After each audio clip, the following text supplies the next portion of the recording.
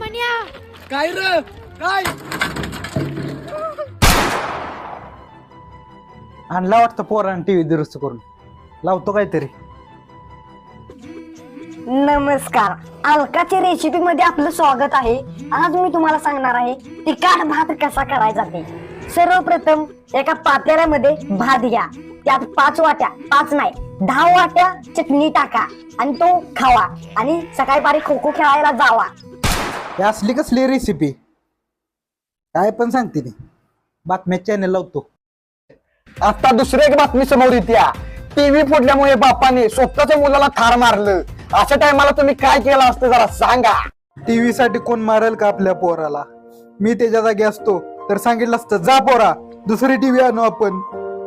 खरंच काय अण्णा, मीच फोडलं टीव्ही.